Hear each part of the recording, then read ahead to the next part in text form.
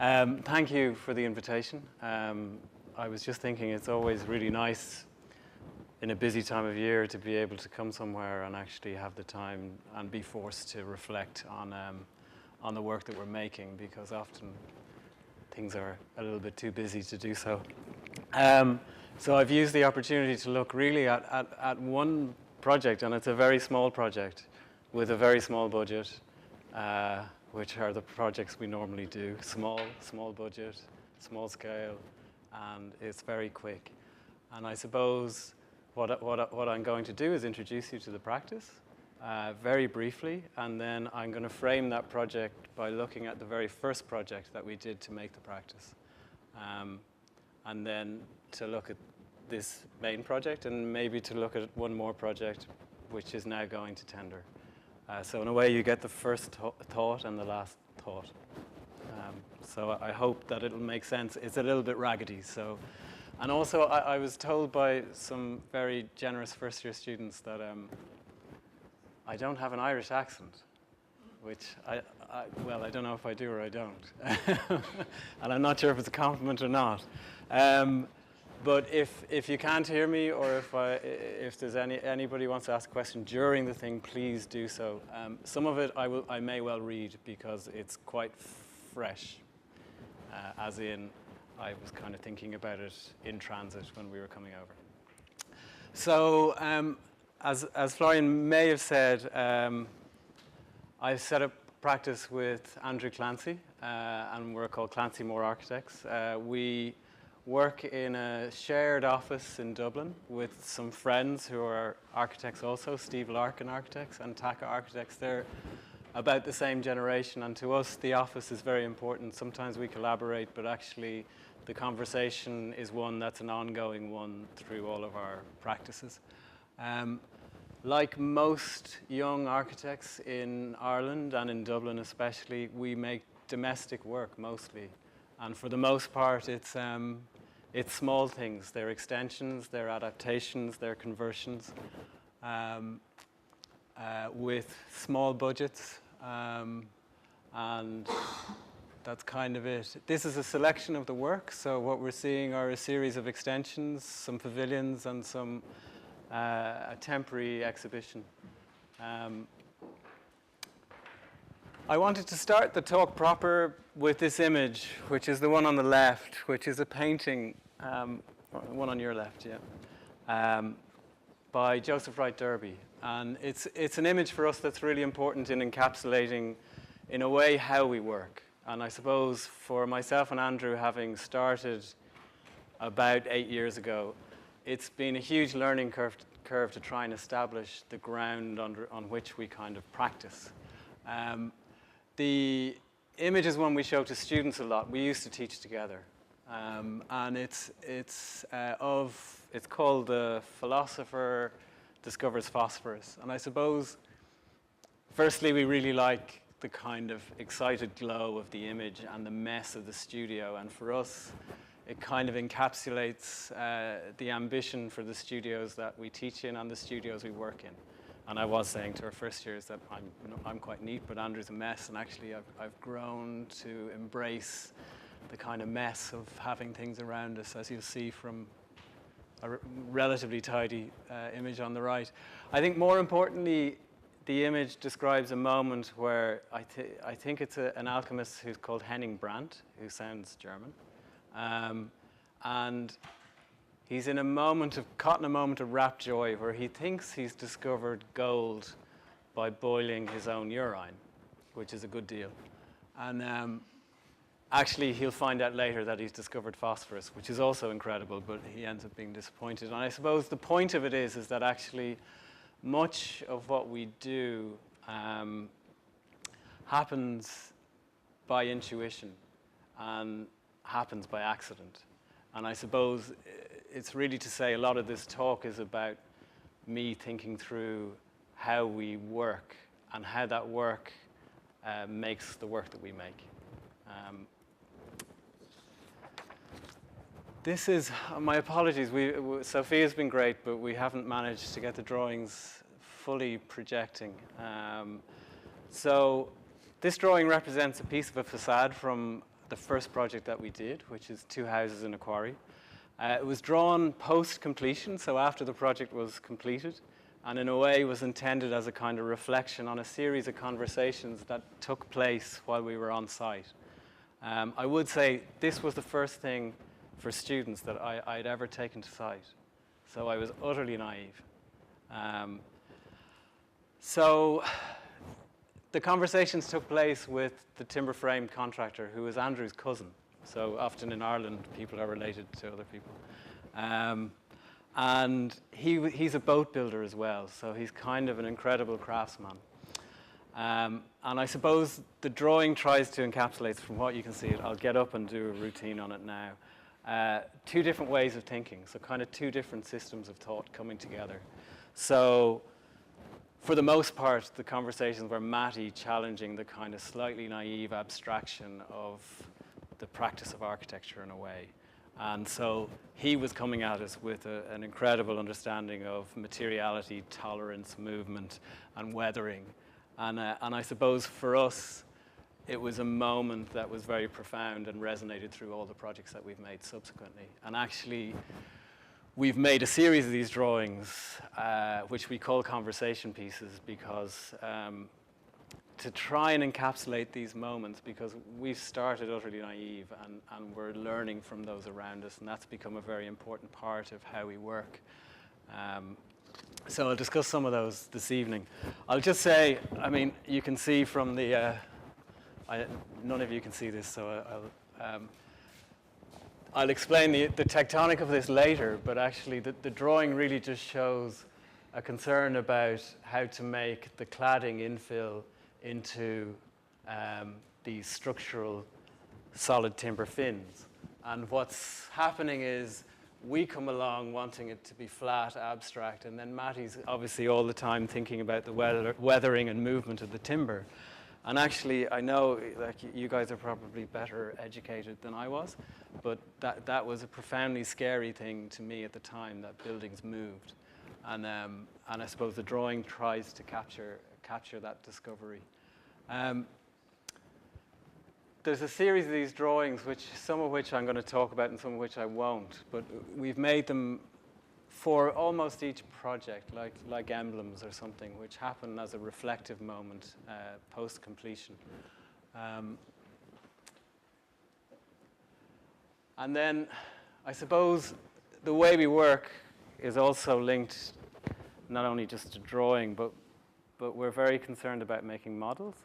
The practice sort of started with a model, or this model existed before the practice. And it's a model for the first project that we did, which is the same drawing you've just seen. And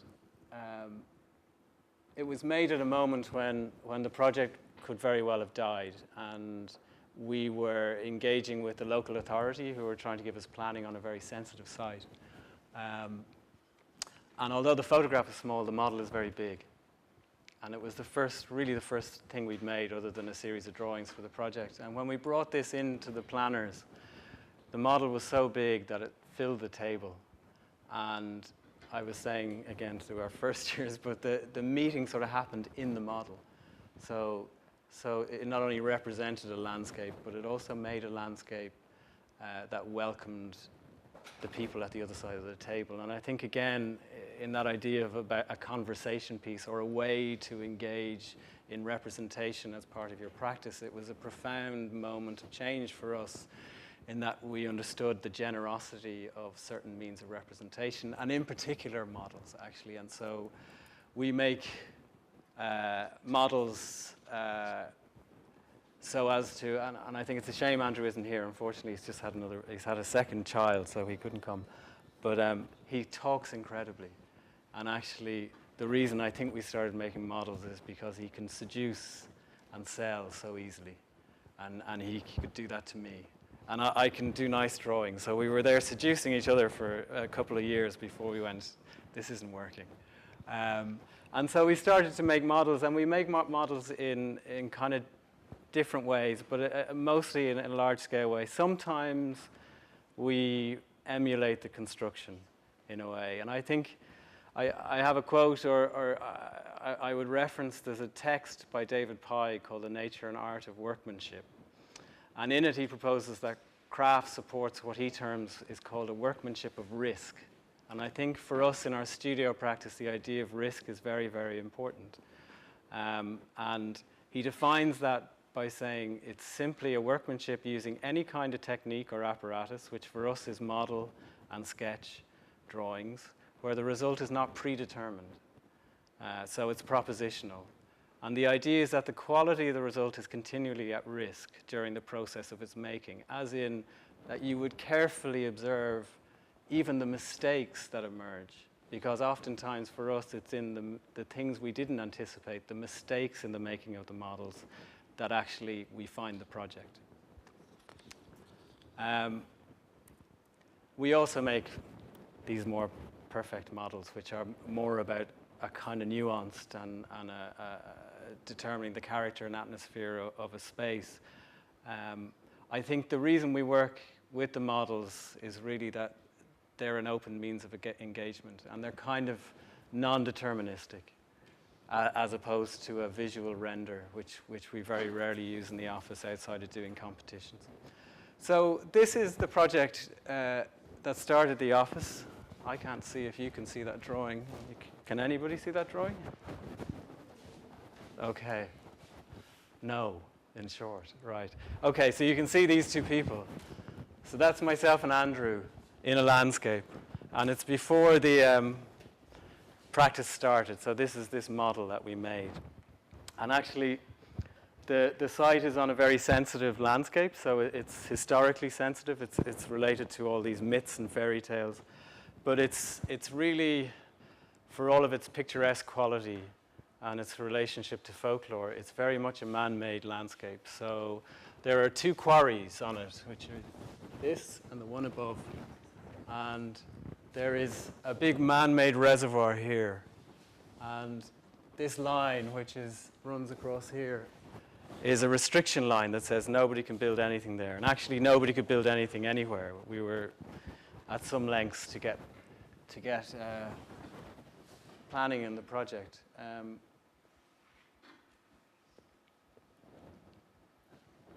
Are we going to be doing this charade thing all day? Tom, can you see that? So our first move with the project was to make this room in the landscape, which was already pre-existing. The brief was for two houses, which could be subdivided into 4 apartments, strangely, for one family. So it's a brother and a sister. And strangely, within that landscape, which is open, ultimately, it was a kind of poche project. So it was a project about infill. And so we're infilling between this line and this line, which is the shadow of the quarry wall, to make this room in the landscape and the forest.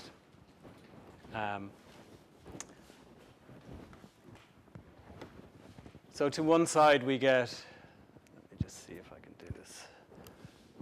So this is our room, our land room in a way. And then these are our living rooms here, and here overlooking it. It's south-facing. And then each of these houses has living rooms that kind of contort so that they look onto this room, and then they look back out to the city, which is down the valley here. Andrew here is standing on the veranda to the room. And so we kind of make 2 screens or 2 lines, and then we're just filling in between, as if it were a terraced house. The other side becomes a screen to the forest or a wall. And I suppose what I'm going to start talking about is a kind of figurative urge that exists within the practice. But we were always besotted by this, which is Edwin Lutyens' renovation of a castle on Lambay Island, which is just off the coast of Dublin. And he makes this incredible move of making a rampart that wasn't existing around the castle, which is at the center here. And so we were really intrigued about making that figure at the scale of the landscape. But also, we were looking at these French hotel plans, and this one in particular, which is the Hotel Beauvais. And in a way, it's quite a direct thing, but it is also a figurative and a pochade plan that deals with a dual aspect of context. And in a way, we have this here and here. So we're making a figure both in the landscape, and then we're making a figure at the heart of the plan of the house. When we had the pleasure of having a Belgian architect visit the house with us, which is, I don't know, you might know him, Dirk Summers of Bovenbouw. And he came with Ellis Woodman, and Ellis was reviewing the house. And there was this moment which was really interesting to us, because you're in your own work, and especially when it's just being constructed, it's kind of, you have this painful kind of post-natal depression or something. And Dirk came up and he pointed at this door, and it was very interesting because he said, that's the project, that's where the project is. And at the time, it was slightly baffling, as you'd imagine. But we made this drawing then of that door, which you can sort of see. And there was something very interesting about that, because suddenly this figure sat at the scale of the domestic, not the landscape. And actually in it was encapsulated the entire scheme. So we have the large French door at the scale of the landscape and at the scale of the legislation that was imposed upon it. And then we have the smaller door, which is opening into the domestic world. And together, we sort of they happily collided. And we were quite, our ambition was for something slightly awkward in the form, if I'm honest.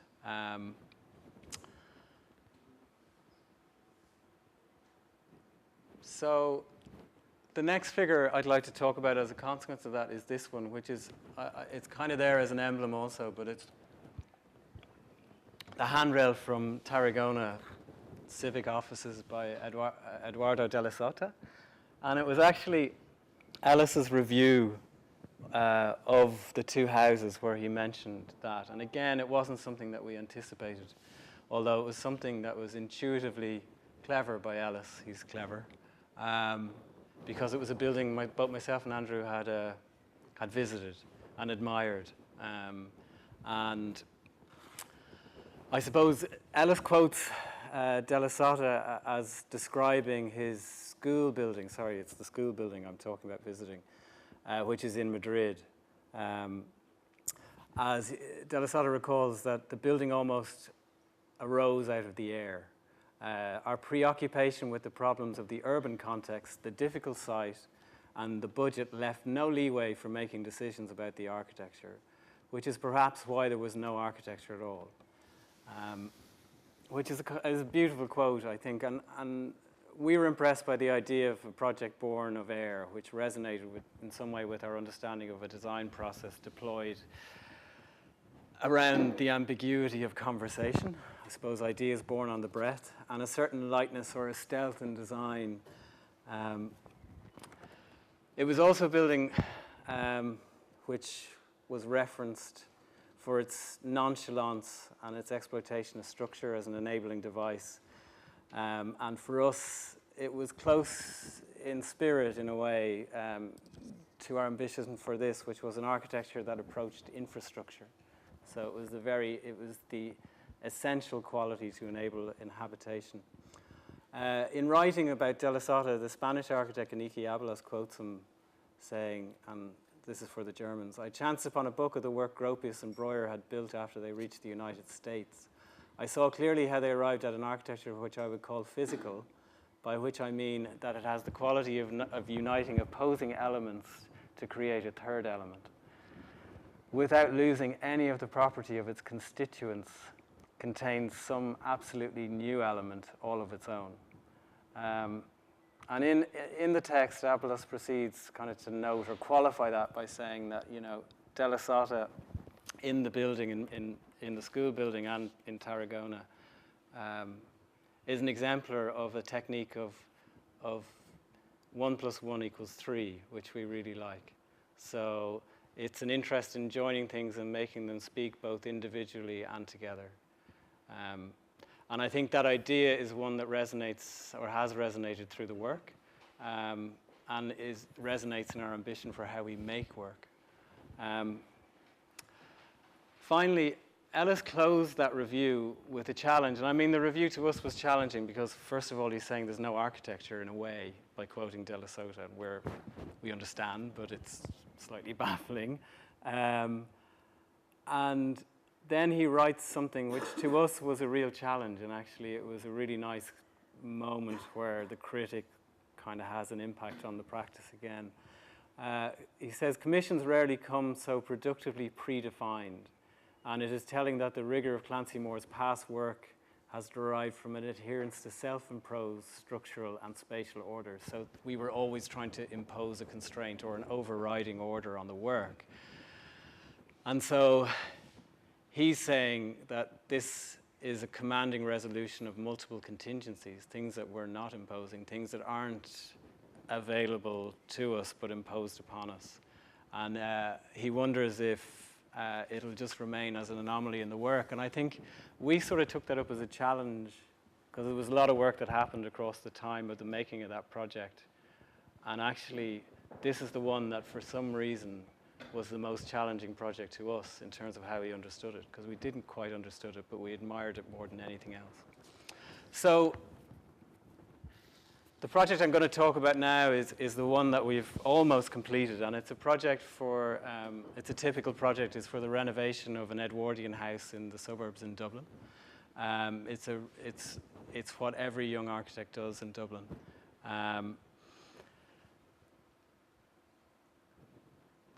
What I suppose, on reflection, what I've written is to say, on reflection and somewhat in response to Ellis's challenge, it has become apparent in our project's evolution that a series of figures are set in motion. So these were the figures I talked about in the making of the Quarry project, and that these figures only come to rest in a way when the design is complete. So we're interested in keeping the project live. And I think, as I said about the mess, many of those figures remain as model fragments in the studios and kind of walk through other projects, which has become a kind of important way for us in how we practice and how we share the practice with the people that work with us. I've made a series of drawings that describe this kind of choreography of figures. So as the project evolves through it, it's a little bit didactic, but I think it's not untrue. This is the project. This is the existing plan, which I will guide you around. But existing house, the front, the rear. The rear has returns and accretions, which have happened over time. The house was built in 1870. And our project for it is, in a way, constricted by a series of concerns. One being the client doesn't want to go to planning, so that immediately places a restriction on how much volume we can make. And it also places a restriction on the form of that volume, so we end up with this very deep plan. And so, I don't know if you can read it. What you're seeing here is a large kitchen living room with a connection to the garden, a kind of kitchen, dining, sitting, and then pantry. And I will take you through all of that. The section is probably more profound or interesting spatially. So within that room, we've inscribed 2 vaults, which allow the light come through. And in a way, a lot of the time with these additions, there is always the issue of that area being super dark. And there's always a long roof light. And that roof light always sucks the life out of the room in a way. So we were anxious about trying to make that in a way that was softer in some sense, that didn't leave a black void in the ceiling. And so these are 2 models that we made in advance to explain to the clients. So you see this deep plan moving into the existing house with a level drop in between, and then these vaults with this roof light in between. I don't know why that's happening. So the first figure I'm going to talk about is this figure, and it sits at the junction between the old house and its extension. It stands centrally in the large open plan living space, acting to divide the space into three distinct areas. As a figure, it draws from various conversations of the project, the client's desire to live in the garden, an accelerated construction program, and the requirement of exempt development, so exempt planning, the deep plan, a consequence, and a limitation on the footprint of the extension for reasons of budget. So what I'm suggesting is that this figure in some way is a description of the negotiation of the project. So it somehow brings into form or encapsulates the entire project. For us, there's something beyond that too. So it's an awkward form, which is a recurrent kind of search for us. To use a sculptural term, it's kind of contrapposto. Structurally, it's more concerned with emotional effect than economy. And I'm going to say its engineering is gestural. So in a way, what I think, having looked at them, is that these figures speak silently. And in doing so, there are moments when we sort of find the project, where the design becomes animated and where construction becomes architecture.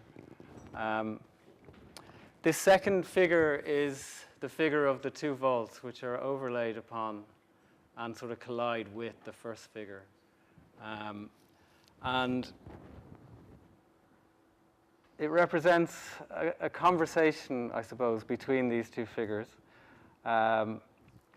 It also represents figures which are sort of important to our practice, and I think, clearly there's the figure at the center of St. Peter's, which is a reference, if a little overblown in the domestic context. There's the roof light of Alvaro Siza and his work generally, which I'll talk about later in the lecture, but and the means by which it obscures the light, which is a reference. And then there's the work, these roof lights in the Scottish Parliament by Enrico Morales, which are kind of present in the opening model, which is the very first one, which shows a kind of a drape as opposed to the vault taking the light in. And ultimately, I think, in hindsight, what we were chasing was something of the light in the Bagsvard Church, which is a recurrent reference. For us, the drawing describes a collision, and it is that idea about joining things and making them speak both individually and together. The product of the figure is ambiguity, both in the figure itself and in the space that it moderates. So in a way, we begin to make a plan that's one big space, that's two smaller spaces, and that's three spaces or four spaces subdivided by the ceiling.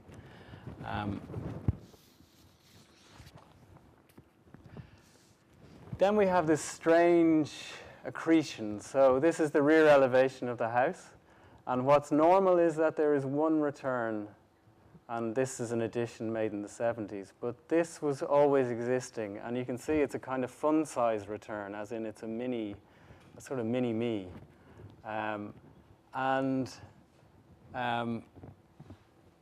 We kind of battled with how to deal with it. And in a sense, it just became a non-decision. So it just stayed on the plan through the process.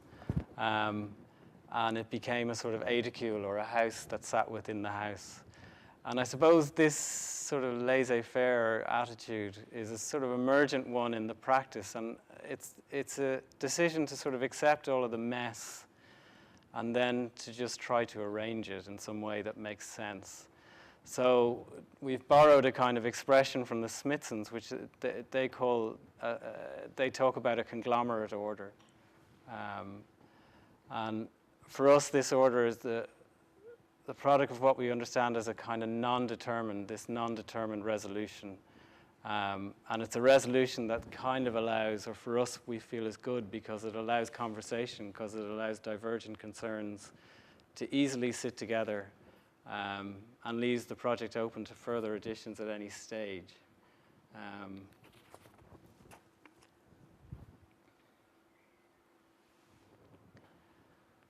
So I don't know if you can read these drawings. The Michael Collins return, which is this small house that sits in the plan, then gets wrapped by the perimeter wall.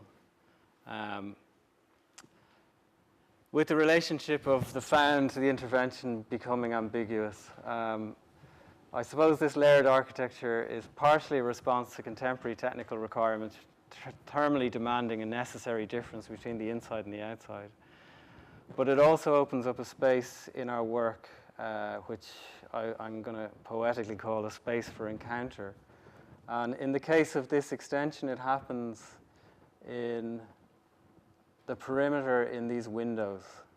So the space between allows us to begin to develop these subspaces within the windows. So in this case, somewhat in reference to leverance, again, the windows are pushed right to the outer leaf, allowing this big cavity.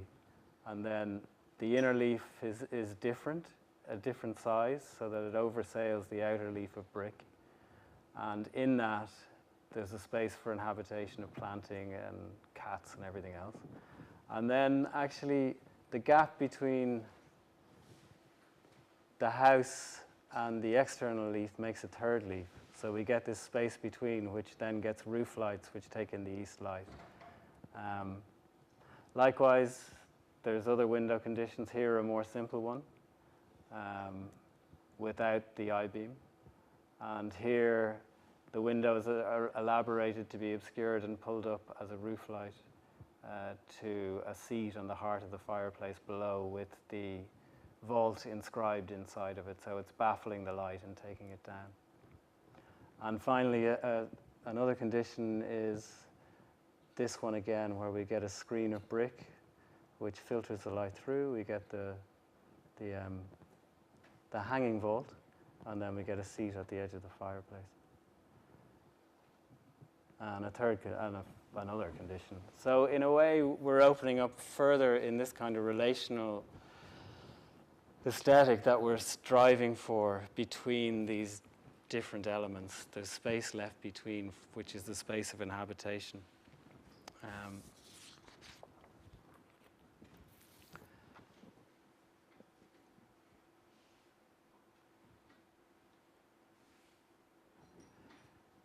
And then there's a further figure inscribed, which is this figure here. And it's a friend of this one, intentionally. So we've had many discussions with the contractor and between ourselves about how to make the heads of these windows. And brick was hung, they were vaulted. And in the end, we decided to preserve them as flat because it gave us an opportunity, I think. One was that the smaller ones spanned in a precast concrete lintel, while the larger one had to take a steel beam with a prop. And we enjoyed that prop was a friend to the larger structure. And I suppose in that Carlos Scarpa writes, to achieve anything, we have to invent relationships. And I think all the time in further elaborating these conglomerate forms that we've made here, that we're always just trying to invent new relationships as elements get added to the project. And I think we do that to create a sort of tension between those. So the tension in the work is generated in the emergence of the figures and their relationship to each other. And I think that's why I'm calling this a sort of relational aesthetic.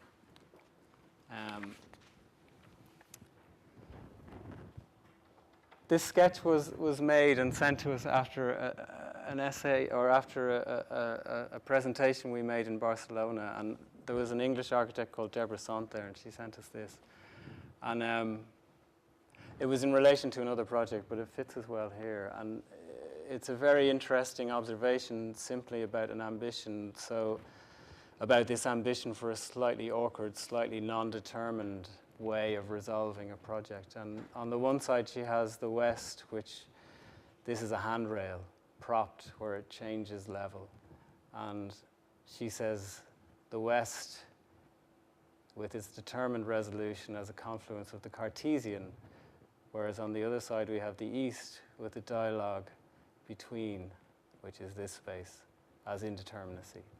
And I think in the production of the figures, that's what we're looking for, this dialogue between. And to return to Ellis's review, this self-imposed rigor we had, this is an early project that you'll see a model of later, but we were very interested in these square plans and the self-imposed order that they described.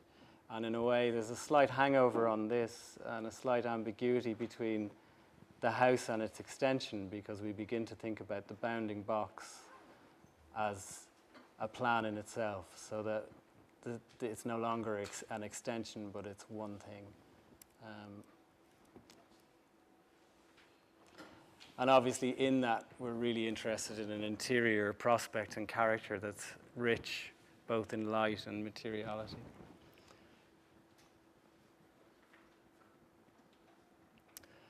And then finally, just to talk about, I mean, in one sense, the drawings hint at something which is about something that feels ruinous in a way.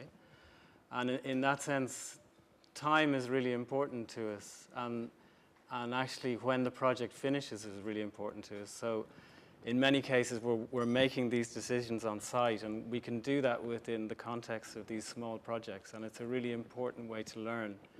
And so we're talking with the contractor and we're talking with the client. And in this case, we had to make a saving, which we do by getting rid of a parapet and making this kind of formed gutter which runs along the edge, which was hidden previously. And this happens at the very end of the project. And it then becomes the figure that hasn't been drawn yet, which is the downpipe to the gutter. And I suppose it really gets at I think what I'm trying to say is that in the emergence of these figures exists the life of the project, and that actually our job in the practice and as architects is to sustain that life and not to close it down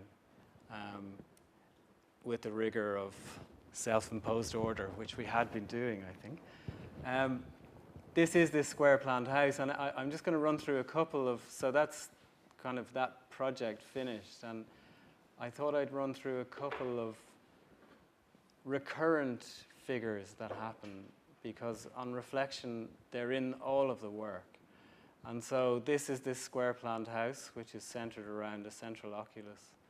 And actually in the making of the model, which is one of these happy accidents or mistakes, this was cast on acetate, and it began to reflect the light, which we had a discussion about. And then that discussion became a sort of, in that discussion, the roof became inflated with air and actually began to form the space to control the light.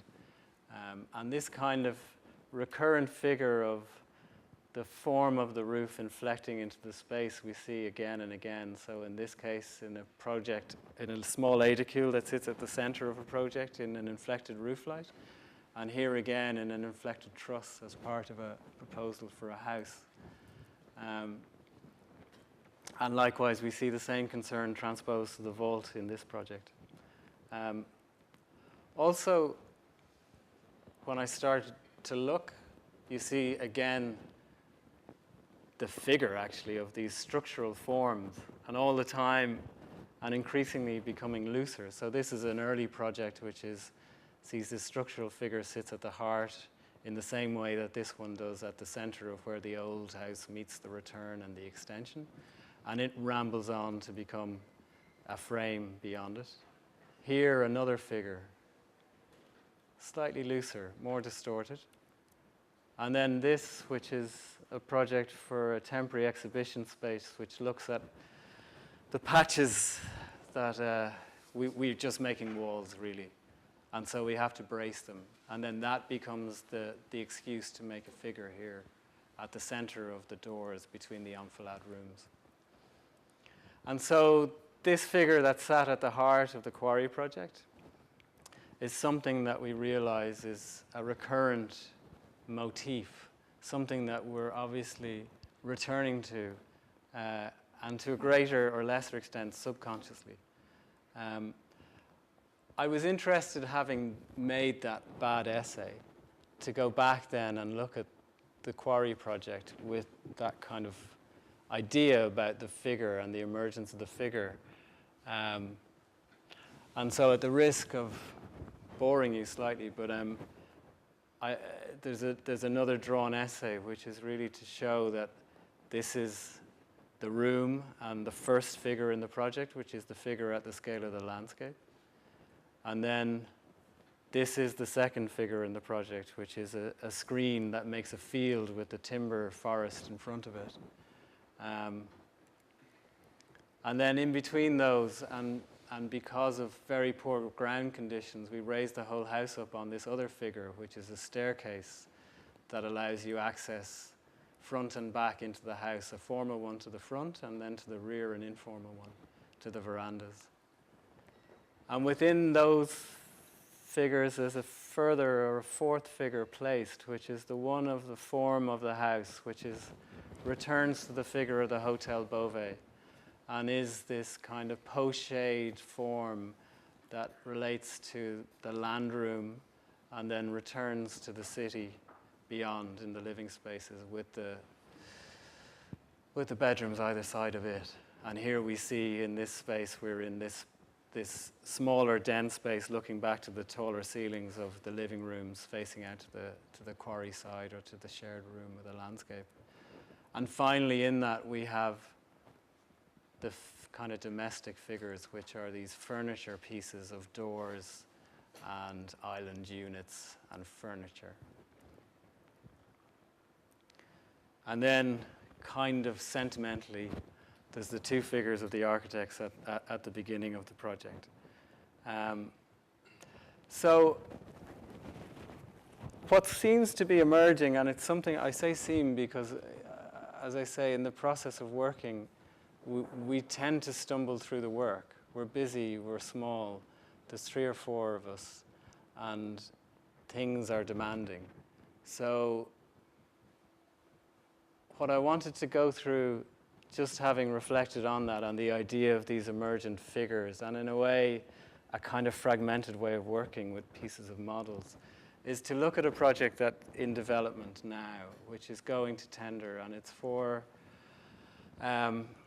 the conversion of a barn which sits in a farm, which is this farm, in a valley in Somerset in England. I don't know if you can really see that. It's an interesting place for its collection of kind of beautiful ad hoc structures. So we have these incredible, this is part of the original farm, beautiful brick sheds, and then we have more contemporary steel and concrete portal frames. So this is this shed, which I think Florian was talking about, Florian Beigel doing a scheme for, and it's next to our shed, which is here, which is a similar concrete frame barn at the center of the farm. Thomas, who is here, worked, I think, on this building, which is an archive. So not only is this an amazingly rich collection of architecture, but it also contains an amazingly rich collection of architecture. So it's an archive of incredible architecture drawings, and the client has commissioned a series of buildings to house those. And our brief is actually for the client's son-in-law, for a house, and then also for some storage and gallery spaces. And it exists, or it's proposed to be housed in this, which is a very simple concrete portal frame building. It has a large span barn to one side, and then a smaller span, but a deeper, with an extra bay on it to the other side. Very simple. We have to preserve the form of it for planning reasons. So to convert, there's a law in England that says you can convert a barn so long as you keep its form, essentially. And so we come to this project with all of this stuff in our heads about figures and fragments and forms. And this is the interior of the barn as we find it. And there's this incredible moment where the frame that's shared, which is on this line, between the two barns, has this little prop which makes a kind of elaboration on this figure that sits in the barn.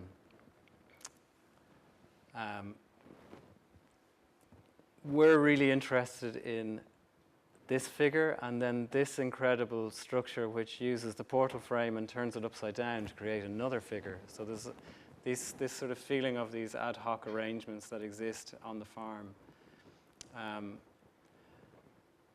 to this you can add a series of further figures, one of which is a fragmentary piece, which is the Smithson's obelisk, which was made originally, well, it has been remade, but it was a proposal that was supposed to sit in Siena. And then Stephen Taylor, who's an architect, who's made this barn with a fragment of an arch that would appear to have always existed. Also in the mix is the columns which Caesar had made for an exhibition in the Royal Academy, and they sit to the front of our shed in the landscape. And so we're faced with this quite, incredibly rich landscape of figures and forms and systems.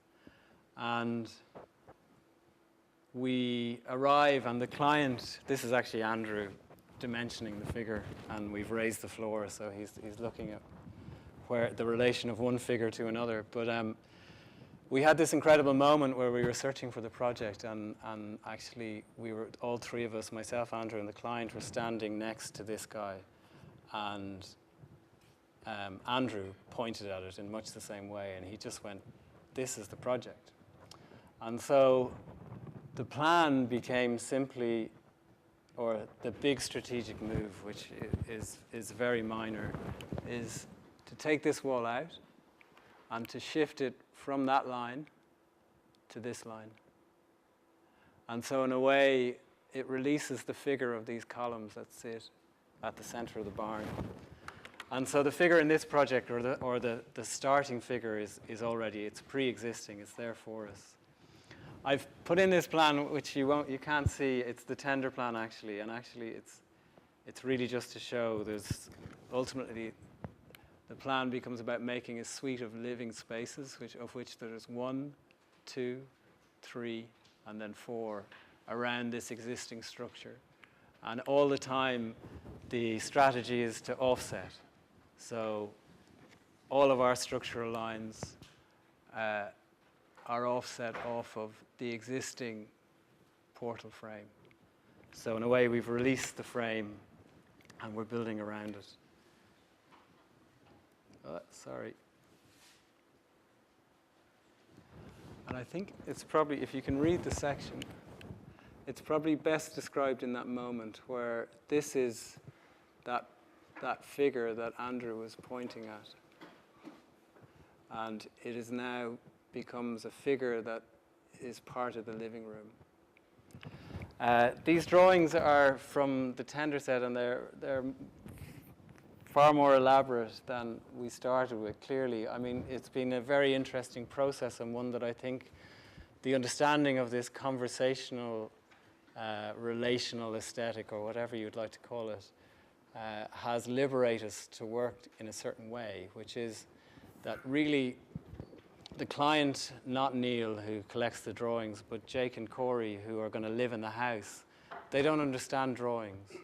So we couldn't make them drawings, and we were traveling to meet them every 2 weeks. So every 2 weeks we would make a model, and it would be a large-scale model so that they could read the space, but it would also have to fit in the carry-on bag for Ryanair. So we could only make so much of the house. And we were, in a funny way, in a way that we could have never done before, we were happy to work in that way, in fragments, in bits, not understanding the overall totality of the project.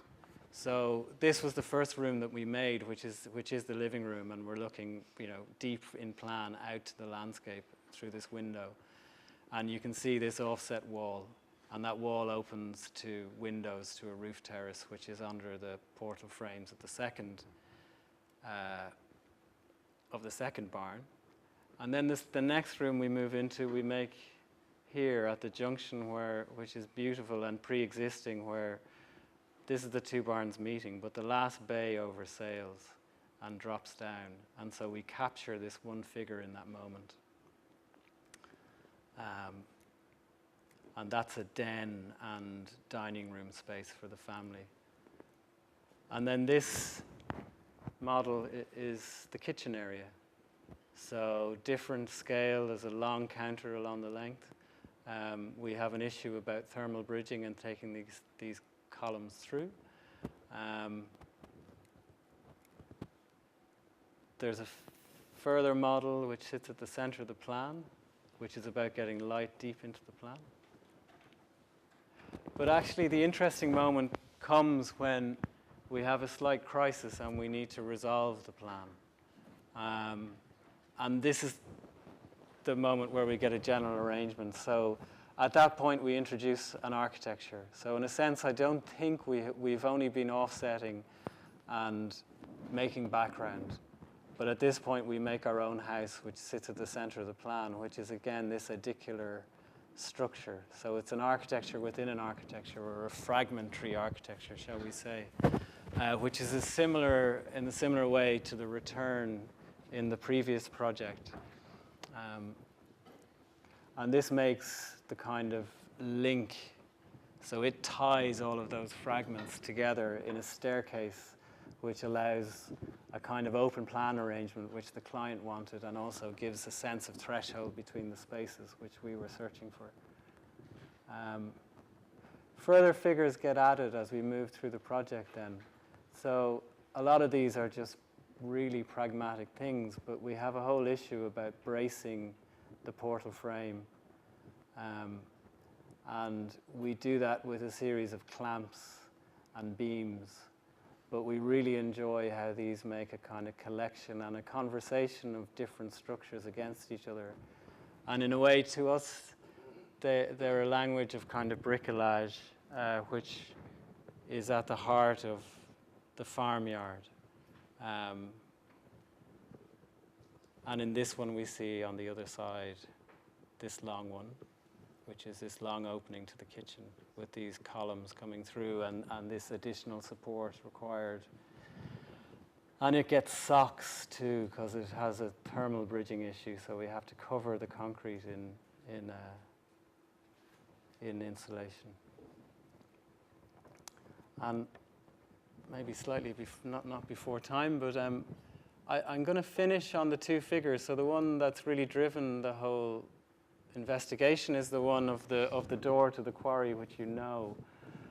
But I think there's a recurrent reference, and it's not really a reference in the work, it's just something that has sat in the studio and resonated, but it's a sculpture by Anthony Caro, which is called Early One Morning. I don't know, some of you may know it. It sits in the Tate. And it's a piece of work that I saw as a teenager, and ever since I've been kind of fascinated by. Partly because it has a presence, but its form is not fully defined. And in a way, I think it's to do with Caro existing as both artist at that time and engineer. So it's a kind of sculpture that has at its heart a kind of tension, which is actually a structural tension. When I started to look into it, because I don't think formally it makes any sense to us, but actually there's a really interesting story about its making. And he had worked for Henry Moore, apprenticed under him for 2 years. And then he came back to London, and actually he was living in a house on Frognall Road in North London, which the Smithsons had renovated. And he was working in the garage. And in that period, when he worked in the garage, he produced what I think is the best work. I've no interest in the work afterwards. There's about a 5-year period when the garage produced all this work. And what's really interesting when you begin to look at it is that the dimension of the garage made the work. So actually, when he was making this piece of work, he had to, it was the last one of these. He's using the garage wall as an armature to support the sculpture as he's working. And this one breaks out of the garage. He opens the doors and it grows out. But it's a really interesting way of working. And I think for us, it has resonance with this thing in Shotwell, in this barn, about not imposing an overriding order, and in a way sidestepping resolution. And he says he learned it from a color field painter in America called Brian Nolan, who painted up like that, right in front of the painting. So actually, at no point do you understand the totality of the thing that you're making. And that sounds slightly obscene, and I think it is, and I think clearly there's a point for us, which is the introduction of that small house at the center of the plan, where we have to resolve in some sense. But we are always trying now to keep that moment of resolution, to postpone it for as long as we can. And that goes from the strategic to the detailed resolution of it. And I'm going to leave it there. It's as much as I understand, and sorry if I've been slightly ambiguous, but it is ambiguous territory. Thank you.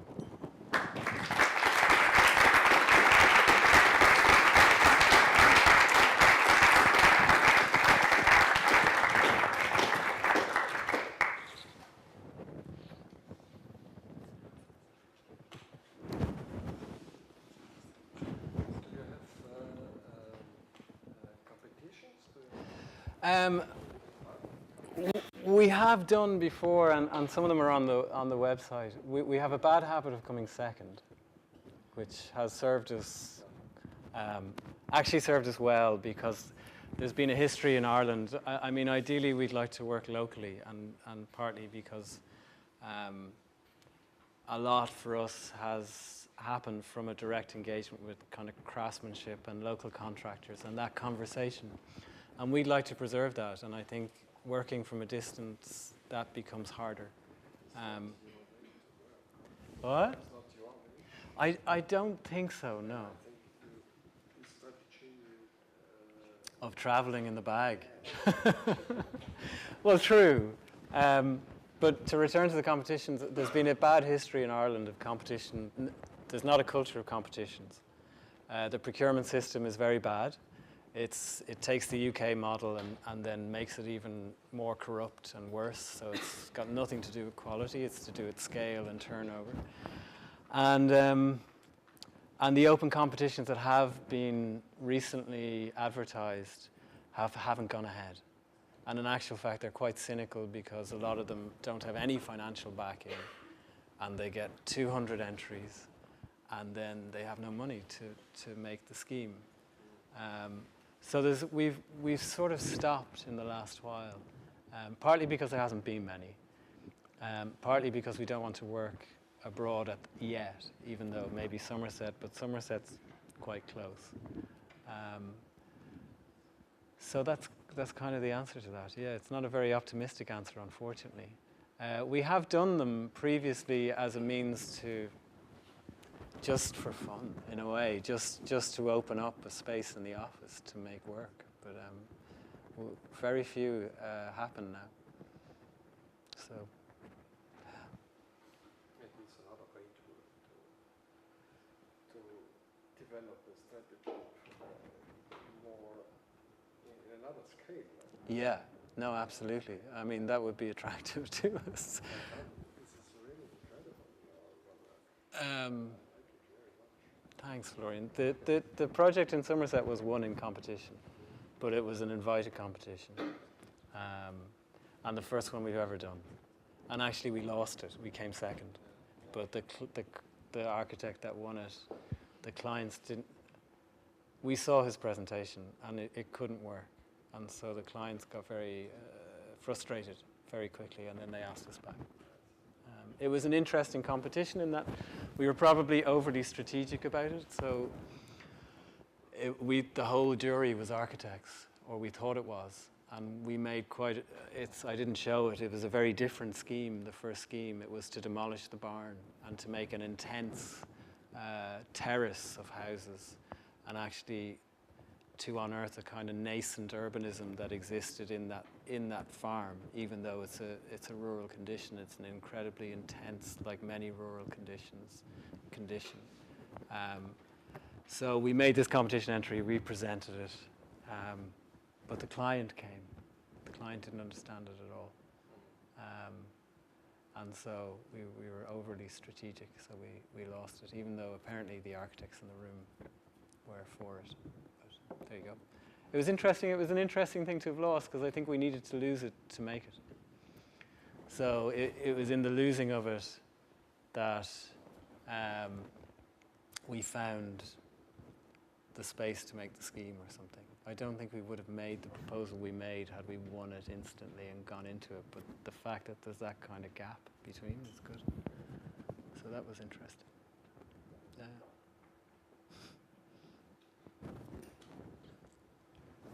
Hello? I have another question. According to your clients, Yeah. develop the projects with, Yeah. do they approach you because they know your way, how you practice architecture and how deeply you think through projects, and or are they actually regular clients and you are just very good in convincing them to architecturally educate them? Or I think it's both. I think, I mean, we've made some work now, so people kind of slightly know the work, and that's not to say that they can differentiate the work from another architect's necessarily, but at least they know the type of work that we make. But we're very clear when clients come to us the way that we work, and that way is slow by comparison with other architects, and I think in a way that's a test a lot of the time of the client, because they'll have gone to maybe one other architect sometimes, and we generally say we'll take twice as long, because in order to have the conversation, to make models, to make a proper proposal, we need that time. And that exchange provokes, a response, one of which is to leave and go somewhere else, or the other one, which is actually quite a good one, because once they've made that decision, then you've made the place for the project, I think. A lot of our clients, to begin with, were family and friends, and that's a very usual situation for a young practice, especially in Ireland, when it's not competition, when it's kind of hand to mouth, and then it's word of mouth after that. But we have, I mean, increasingly, I won't say more sophisticated clients in terms of their engagement with architecture, which we have two extremes. I mean, we've just finished a very small extension for an actor and an artist, and they were incredibly involved. And that was fantastic. We had this kind of very profitable kind of development that ran all the way through the project and onto site. By contrast with that, we had that job, which is the one that you saw, was for a website developer who'd sold the website and made a lot of money. And we made all these models. And I thought, we went through the process, and they were happy. And then we arrived on site, and they made these vaults inside the building. And they were delighted until we'd made the vaults, but then we made the vaults, and they came in and said, "What's this? What are they?" And it was kind of surprising. But he was kind of interesting about it, because he just said, "Actually, I've engaged you because I like the work, and because I like the way you engage with me and the way you talk, and I trust you." And that was the first time we'd had that. We just had a client that just trusted us, which is kind of incredible. And actually they're so happy now with the vaults and everything else that they won't stop. So they keep adding bits to the project, which is actually, it's kind of getting annoying at this stage. It's just growing, yeah. Any other questions? Oh, sorry, he was. I think you were first. Oh, okay, thank you. Sorry. If I've understood correctly, so your practice has this narrative arc that you're sort of still along, and it's partially populated by these figures that sort of pop up over and over again. Are there any figures that have died that you have sort of decided to erase from this? No, it's interesting. I mean, what's there tonight is really nascent, as in it's a day of me going, what if? or actually observing that actually really those steel figures keep happening, and I'm kind of going, why is that? Why do these things, and why are they all a bit weird and awkward, you know? So clearly that we're on some narrative or some trajectory. Schemes die all the time in the office, and actually what I'm not showing you is the mess of any one project, whereas there's plenty of discarded models and ideas. And I think just what I'm interested about those is actually they kind of don't die because they live in the office. And what we've found is that something walks or gets translated to another project. And it could be quite a different project. But the fact of, that's what I was saying, I enjoy the mess. The fact of the mess being there is actually really productive. So not a lot dies. It just gets reused. And Andrew has some word for it, which are lost armatures or something, which are kind of, you know, you make the sculpture and then the garage disappears. But the garage is absolutely essential to the making of the sculpture. So actually, is that a living thing or a dead thing? I don't know. I guess we would maybe asking it a different way. Okay. Have you killed any? Is there something that you sort of see and you were just like, you maybe have done it before? Yeah. You used it and then you're like, never again. I look forward to that day when I have, I mean, no, but I feel like that's a mean answer to you. But I think because we haven't made much work. Like, we're not like your professor who's made, you know, an amazing, you know, canon of work. So we've only made maybe 10 things. And actually, I think the only thing I'd say is I think like they're overstuffed. You know, it's like that project I went through, there's probably 5 projects in it. There's too much going on. But it's the exuberance of kind of not having the scale and not having enough work to deliver those things that makes them so intense. And I think actually what we're trying to negotiate is that intensity. And that's where these things and their relation to each other and all those conversations are somehow bearing fruit now in a way that we understand and didn't understand before. So no, in short. There was another question there. I missed the introduction, but I was wondering if you are engaged into teaching or writing. Yeah, sorry. The second part of my question would be this kind of work, if it is so. Yeah. This kind of reflection or the way, the engaged way the students has been influenced from teaching or writing, and if you had been studying or working with Florian Weigel, which you at some point mentioned, because a lot of this, a part of this universe, the references and the way to deal with it points to his position. Mm-hmm. So I wanted to kind of broaden that out. I'll just clarify. I never worked with Florian or Philip. Tom did, who's sitting here in the audience. What? No, and Tom has nothing to do with me either. We're working next to them. This barn project, they're working down there, but they're working very slowly because they're busy with other things. So I've met them sometimes. They came to UCD where we studied to do reviews, and they're quite influential teachers, more so in London than in Ireland. I mean, we have strong voices in our university, but they would be similar voices, and they would be about the art of construction, and that architecture lies in the physicality and in the physical artifact as opposed to anything else. So certainly there is a shared endeavor between my teachers and them as teachers, I think. We do teach, yeah, absolutely. And actually, interestingly, and it happens sometimes and sometimes not, but myself and Andrew taught together for the entire time we were setting up the practice. In fact, Andrew's just moved to London, which is the first time we haven't taught together, which has actually worked out quite nicely. But And I think that was crucial to us understanding our practice.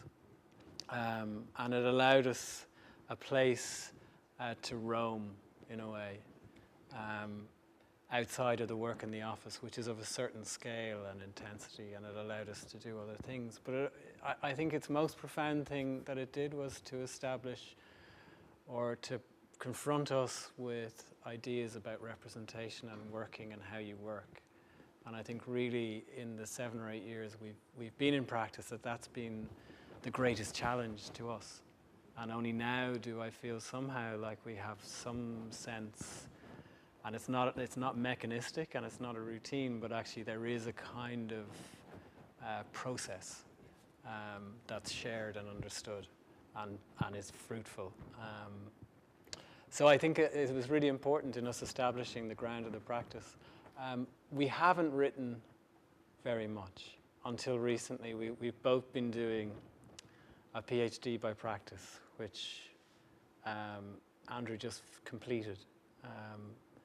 And partly we were sucked into it in an interesting way. It's this model where, it's a very interesting model. It was started in Melbourne, but the Belgians took it because they have this new law that anybody teaching in masters or in postgraduate has to have a PhD, which is just mad and would destroy their schools, clearly.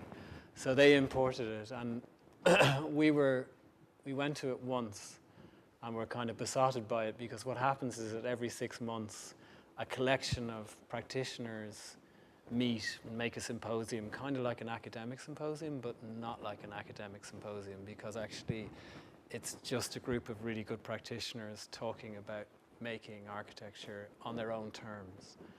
And we really enjoyed that.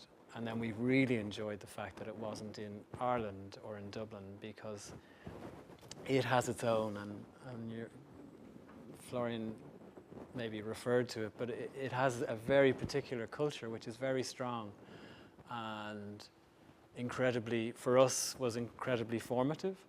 But actually, I think you get to a point where it was nice for a while to be outside of that. And what was even nicer is Steve, who we share space with, he's a separate practice, and Cian and Alice, who are another practice, they decided to do it then in parallel with us. So we had this really nice kind of, confluence of people going to nice places and looking at nice things. But we've been forced to write now, and actually it's been really quite productive outside of the kind of misery or the difficulty of putting things into words, which I find very difficult. What? Well, actually, I've kind of sidestepped it. I mean, it's a shame Andrew couldn't come, because he's better with words and better with people. And he's written a very beautiful kind of collection of fragments, actually, as an essay. I've made a lot of drawings, and so that was my way to negotiate the document required. And then the descriptions of those drawings, which is sort of important to me, that the work exists in the act of making architecture, not outside of it. But I'm didactic and not very good with words. Sorry. Hi. How do you teach? That would be my question. Like, what years do you teach, and how do you approach that? We teach. I have taught all the way through. So, and in different roles. So, as a studio master, as a studio assistant, teaching technology, coordinating technology, doing all that stuff. For the last 5 years, myself and Andrew taught a unit together, and we're interested in not so much in imposing a kind of overriding idea upon the unit. Like, we have been looking at housing, because I think housing is a broad, in fabric, you can encapsulate all sorts of ideas. So we're really interested in finding the student's own position in the work. And that actually was something that we never understood, that a thesis is about making that position and then about going out into the world with an understanding about how you see it.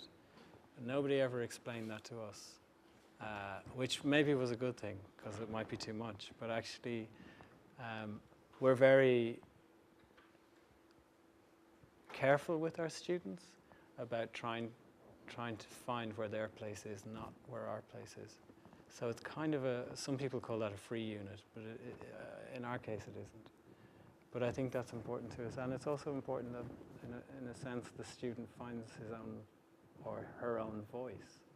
Because too often we see, and it's a different culture. It's like studio units a unit system is new, and it's only happened in the last 5 years. So that idea about a kind of thematic thing that you buy into, or a way of working that you buy into, that never existed until very recently in Ireland. And I think it's a shame that it does exist now, because the broad culture of the studio that did exist was more provocative to the individual student. And so we're still slightly attached to that way of thinking about the studio.